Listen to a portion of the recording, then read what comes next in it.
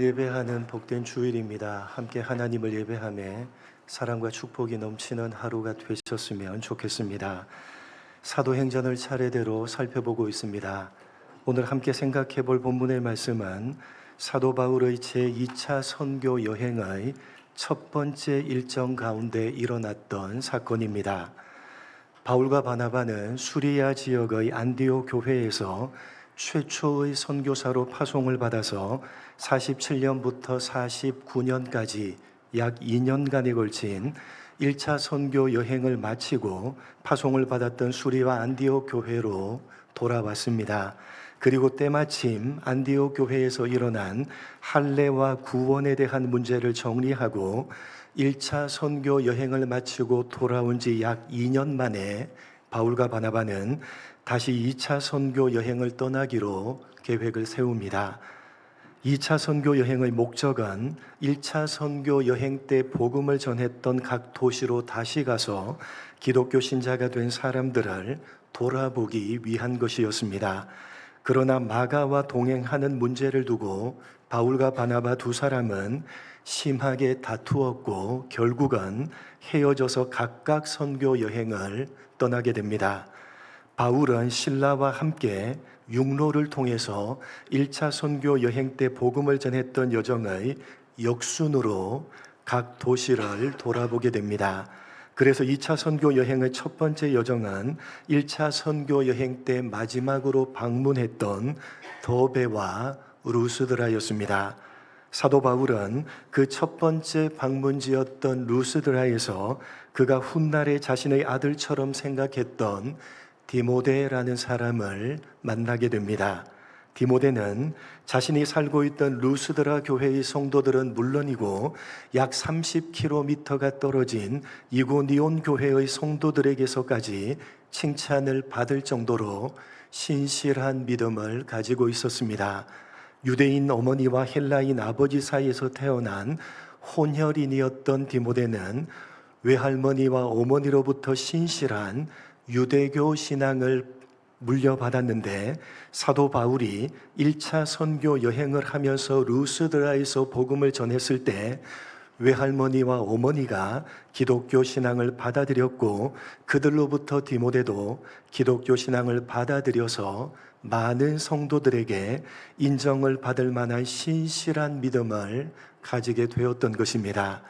나이가 어린 사람이 공개적으로 칭찬을 받는 일은 당시의 문화에서는 흔치 않은 일이었는데 디모데는 주변은 물론이고 약 30km나 떨어진 곳의 사람들에게서까지 칭찬을 받을 정도로 신실한 믿음을 가지고 있었습니다.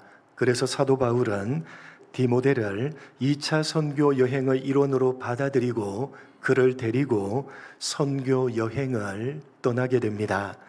그런데 디모데를 데리고 떠나기 직전에 사도 바울은 이해할 수 없는 이상한 행동을 하게 됩니다.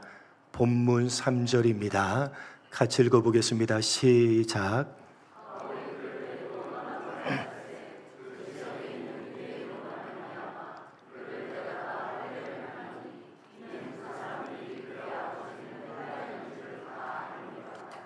디모데를 데리고 선교 여행을 떠나기 직전에 사도 바울은 먼저 디모데에게 할례를 행합니다. 할례는 남자 생식기의 표피를 잘라내는 것으로 오늘날 포경 수술과 같은 행위로 유대인들에게는 절대적인 의미가 있는 예식이었습니다. 구약성경 창세기 17장을 보시면 하나님께서는 조상 아브라함에게 땅과 후손을 약속하시고 그 약속의 표징으로 대대로 모든 남자에게 할례를 행할 것을 명령하십니다. 그래서 그 명령을 따라서 아브라함은 자신을 포함한 모든 남자에게 할례를 행했는데 이후에 하나님께서는 율법으로 성문화시켜서 할례를 행할 것을 명령하셨습니다. 그래서 유대인들은 남자가 태어나면 8일 만에 할례를 행하는 것을 엄격하게 지켰는데 하나님의 선택함을 받은 하나님의 백성, 선민이라는 분명한 표식으로 여겼습니다.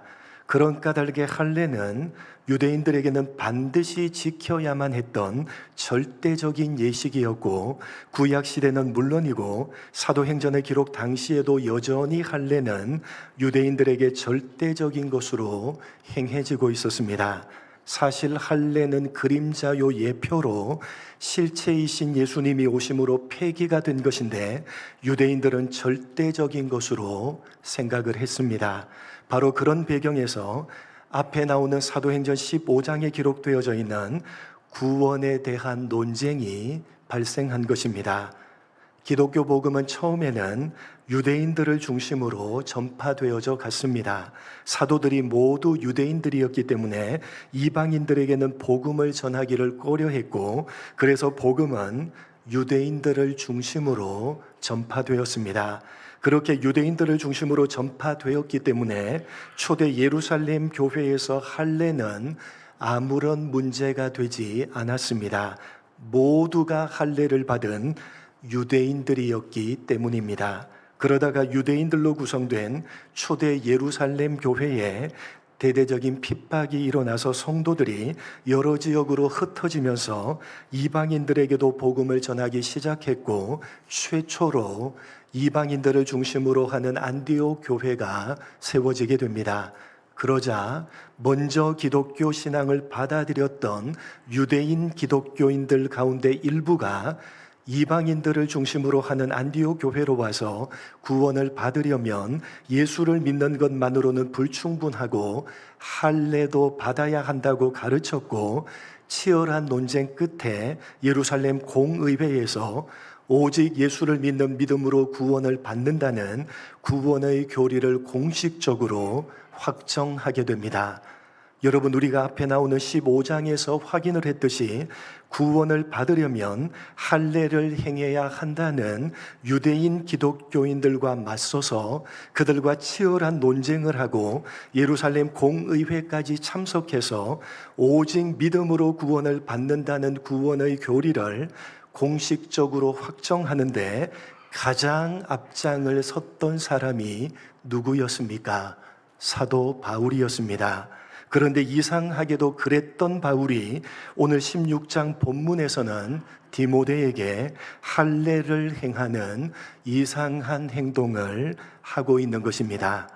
이러한 오늘 바울의 행동은 앞에 나오는 15장에서의 모습과는 너무나도 상반되는 모습이고, 또한 디도라는 사람에게 행했던 모습과도 너무나도 상반되는 모습입니다. 여러분, 갈라디아서를 읽어보시면 이방인이었던 디도라는 사람에게 사도 바울이 어떻게 행했는지를 기록하고 있습니다. 갈라디아서 2장 3절로 5절입니다. 사도 바울이 디도라는 사람에게는 이렇게 행했습니다. 같이 읽어보겠습니다. 시작.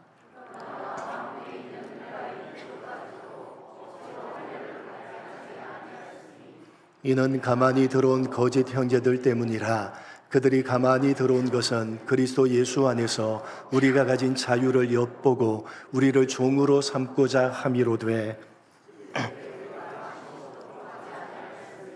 이는 복음의 진리가 항상 너희 가운데 있게 하려 함이라. 사도 바울은 이방인으로서 할례를 받지 않았던 디도라는 사람에게는 할례를 행하지 않았습니다. 그리고 그렇게 했던 까닭을 오직 믿음으로 구원을 받는다는 복음의 진리 때문이라고 말씀합니다. 그리고 심지어 바울은 할례 때문에 게바라 불리는 초대교회의 실질적인 리더였던 베드로 사도까지 신랄하게 책망을 했습니다. 갈라디아서 2장 11절로 14절입니다. 한 절씩 교독합니다. 게바가 안디옥에 이르렀을 때 책망받을 일이 있기로 내가 그를 대면하여 책망하였노라.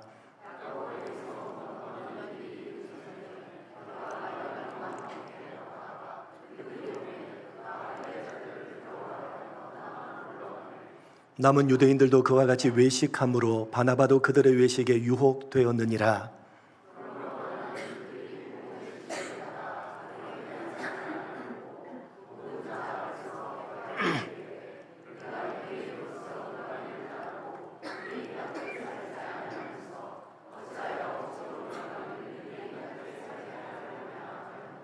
사도 바울은 많은 사람들 앞에서 공개적으로 베드로를 무섭게 책망을 했는데, 그렇게 책망했던 까닭은 할례 때문이었습니다.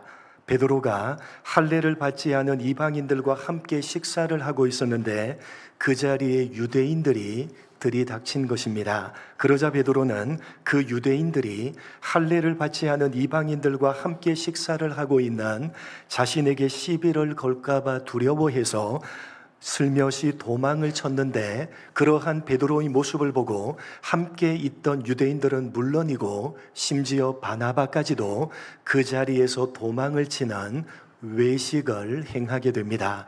그래서 사도 바울은 그들이 복음의 진리를 따라서 바르게 행하지 아니하였다고 공개적으로 신랄하게 책망을 했습니다.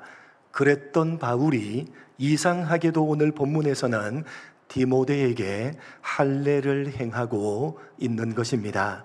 그리고 이어지는 4절 말씀에도 이렇게 되어져 있습니다. 본문 4절 같이 읽겠습니다. 시작.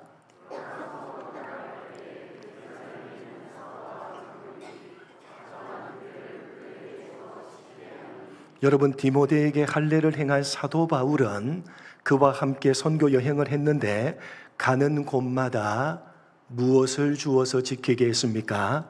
예루살렘에 있는 사도와 장로들이 작정한 규례를 가르쳐 지키게 했습니다. 여러분, 사도 바울이 가는 곳마다 가르쳐 지키게 한 예루살렘에 있는 사도와 장로들이 작정한 규례가 어떤 규례입니까? 앞에 15장에 있었던 예루살렘 공의회에서 사도들과 장로들이 결정했던 규례인데, 그 가장 중요한 핵심적인 내용은 할례를 받지 않아도 된다는 것입니다.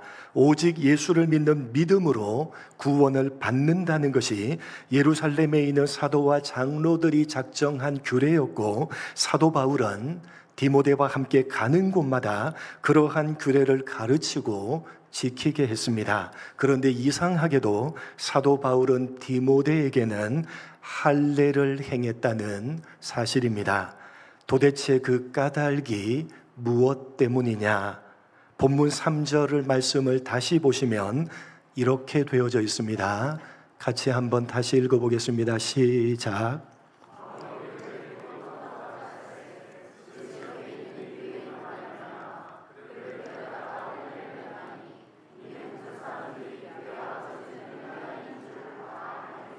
사도 바울이 디모데에게 할례를 행했던 까닭은 그 지역에 있던 누구 때문이었습니까? 그 지역에 있던 유대인들 때문이었습니다. 그 지역에 있던 유대인들은 아버지가 이방인이었기 때문에 디모데가 할례를 받지 않았다는 사실을 잘 알고 있었습니다. 그래서 사도 바울은 그들 때문에 디모데에게 할례를 행했던 것입니다. 무슨 말이냐? 이해를 돕기 위해서 고린도전서 7장을 보시겠습니다.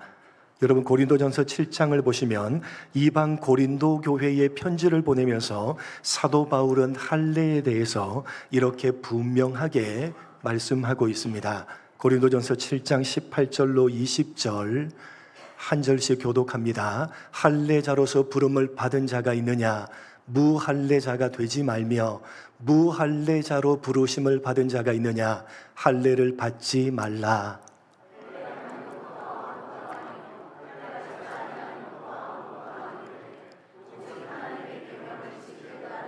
같이 읽겠습니다. 각 사람은 부르심을 받은 그 부르심 그대로 지내라.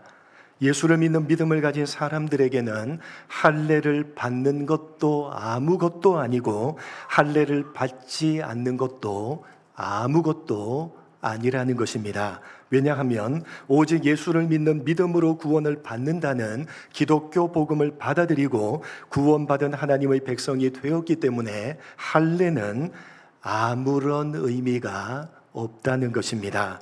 여러분, 할례는 사실 아무것도 아닙니다. 아무것도 아니기 때문에 받을 필요가 없습니다. 또한 아무것도 아니기 때문에 할례를 받았다고 해서 의미를 둘 필요도 없는 것입니다. 다시 말해서 할례가 아무것도 아니기 때문에 디도에게 할례를 받지 않게 한 것도 사실은 아무것도 아니고 디모데에게 할례를 받게 한 것도 역시 아무것도 아닌 것입니다.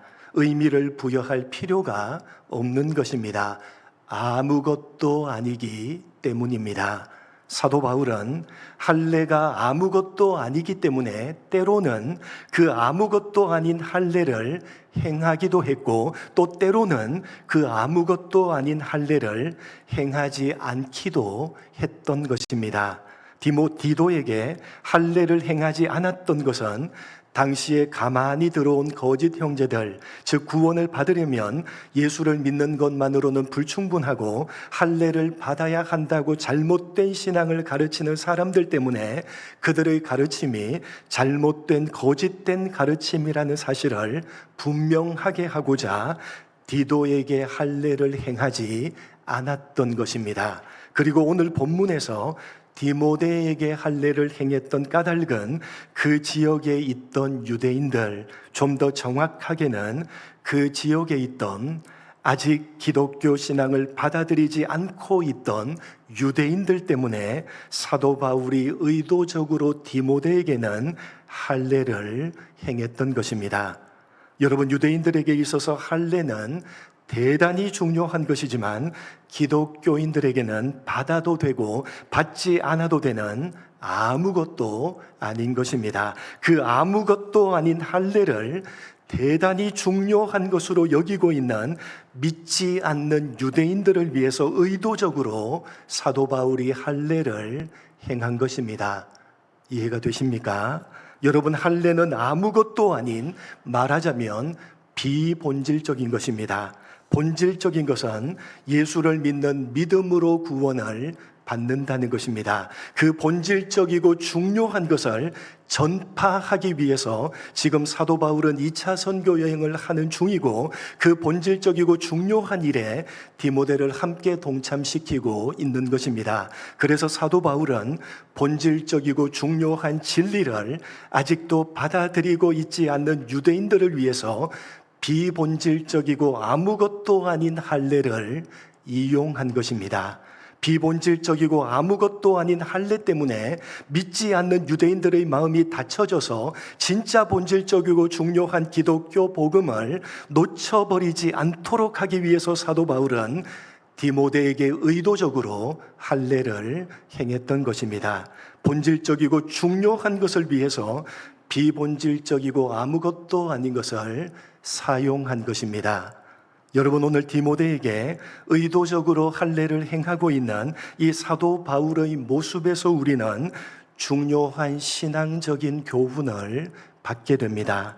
본질적이고 중요한 것과 아무것도 아닌 비본질적인 것을 분별해 낼 줄 알아야 된다는 것입니다. 여러분은 본질적이고 중요한 것과 비본질적이고 아무것도 아닌 것을 제대로 분별해 내면서 신앙생활을 하고 계십니까? 오늘날 조국교회 안에 본질적이고 중요한 것과 비본질적이고 아무것도 아닌 것을 분별해 내지 못하고 오히려 비본질적이고 아무것도 아닌 것 때문에 교회 공동체를 무너뜨리는 경우가 얼마나 많은지 모릅니다. 오늘날 조국교회 안에서 말입니다. 여러분, 사도 바울은 본질적이고 중요한 것과 비본질적이고 아무것도 아닌 것을 정확하게 분별해내고 본질적이고 중요한 것에 집중을 했습니다. 그리고 그 결과는 본문 5절 말씀입니다. 같이 읽어보겠습니다. 시작.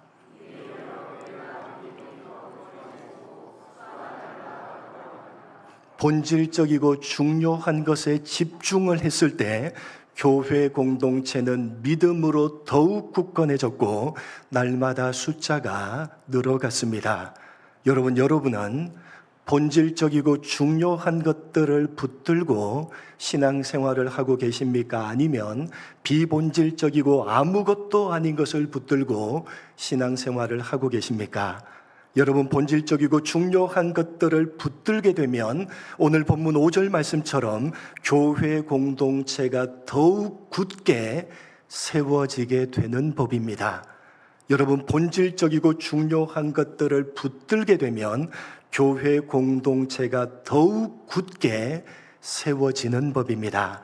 그러니까 본질적이고 중요한 것이냐 아니면 비본질적이고 아무것도 아닌 것이냐를 분별해내는 기준은 교회 공동체를 굳게 세우는 것이냐 아니면 교회 공동체를 흔들고 무너뜨리는 것이냐, 그것이 분별해내는 기준인 것입니다. 여러분은 교회 공동체를 굳게 세워가고 계십니까? 아니면 흔들고 무너뜨리고 계십니까?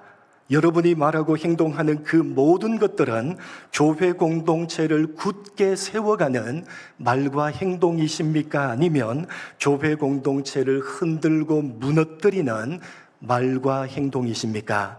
여러분이 본질적이고 중요한 것들을 붙들고 신앙생활을 하신다면 그런 여러분을 통해서 교회 공동체는 굳게 세워져 갈 것이고, 여러분이 비본질적이고 아무것도 아닌 것을 붙들고 신앙생활을 하신다면 그런 여러분 때문에 교회 공동체는 흔들리고 무너뜨려지게 될 것입니다.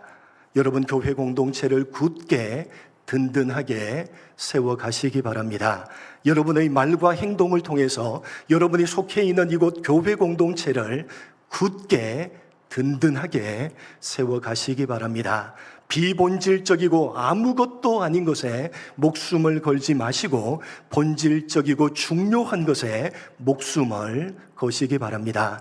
진리인 성경 말씀에 목숨을 거시기 바랍니다. 여러분의 신앙이 흔들리고 있는 것은 본질적이고 중요한 것들 때문입니까? 아니면 비본질적이고 아무것도 아닌 것들 때문입니까? 여러분이 교회 공동체를 바라보면서 불평하며 불만족스러워하고 있는 것은 본질적이고 중요한 것들 때문입니까? 아니면 비본질적이고 아무것도 아닌 것들 때문이십니까? 할례를 받으면 어떻고 받지 않으면 어떻습니까? 아무것도 아닌데 목사가 가운을 입으면 어떻고 또 안 입으면 어떻습니까? 아무것도 아닌데 어떤 일을 잘하면 어떻고 좀 실수하고 잘못하면 어떻습니까? 간식으로 떡을 먹으면 어떻고 빵을 먹으면 어떻습니까? 점심 반찬이 콩나물이면 어떻고 시금치 나물이면 어떻습니까? 아무것도 아니지 않습니까? 미역국이면 어떻고 김치찌개면 어떻습니까? 미역국에 고기를 넣으면 어떻고 북어채를 넣으면 또 어떻습니까? 여러분, 대접하는 떡이 인절미면 어떻고 또 바람떡이면 어떻습니까? 아무것도 아닌 것 아닙니까? 여러분, 아무것도 아닌 것 아닙니까? 여러분이 가지고 있는, 여러분이 말하고 행동하고 있는 것이 정말 본질적이고 중요한 것인지 아니면 비본질적이고 아무것도 아닌지를 살펴보시고 분별해 내시면서 신앙생활을 하시기 바랍니다. 비본질적이고 아무것도 아닌 것 때문에 이러쿵저러쿵 하는 것은 교회 공동체를 굳게 든든히 세워가야 하는 진짜 본질적이고 진짜 중요한 것을 놓쳐버리는 어리석은 짓인 것입니다.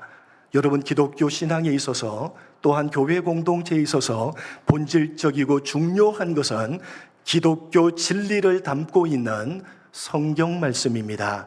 여러분, 교회 공동체에 또 여러분의 신앙에 본질적이고 중요한 것은 기독교 진리를 담고 있는 성경 말씀입니다. 우리가 목숨을 걸어야 되는 본질적이고 중요한 것은 성경 말씀입니다. 그 이외의 다른 모든 것들은 사실은 비본질적이고 아무것도 아닌 것입니다. 분별해 내시기 바랍니다. 여러분, 신앙의 분별력을 가지시기 바랍니다. 여러분, 분별해 낼 줄 아는 실력을 가지시기 바랍니다. 본질과 비본질, 중요한 것과 아무것도 아닌 것을 분별해 내시면서 신앙생활을 하시기 바랍니다. 비본질적이고 아무것도 아닌 것 때문에 여러분의 신앙과 교회 공동체를 흔들며 무너뜨리지 마시고 본질적이고 중요한 진리인 성경 말씀을 붙드시고 여러분의 신앙과 교회 공동체를 굳게 든든하게 세워가는 참된 기독교 신앙을 소유하는 여러분 모두가 되시기를 주님의 이름으로 간절히 축복합니다. 하나님 아버지, 사도 바울은 본질적인 것과 비본질적인 것, 중요한 것과 아무것도 아닌 것을 신앙의 분별력을 가지고 정확하게 분별해내며 본질적이고 중요한 것에 집중을 했고, 집중한 결과 교회가 굳게 든든하게 세워지는 결과를 얻게 되었다는 사실을 가슴 깊이 새기는 우리가 되게 하여 주옵소서. 하나님 아버지, 신앙의 실력을 키우게 하여 주옵소서.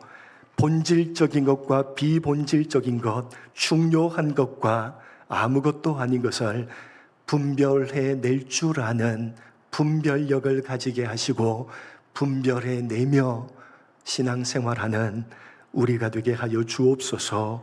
신앙의 분별력을 가지고 본질과 비본질, 중요한 것과 아무것도 아닌 것을 분별해내며 본질적이고 중요한 진리인 성경 말씀에 집중하며 우리의 신앙과 교회 공동체를 굳게 든든하게 세워가는 참된 기독교 신앙을 소유하는 우리 모두가 될 수 있도록 은혜 베풀어 주옵소서. 감사하오며 예수님의 이름으로 기도드립니다. 아멘.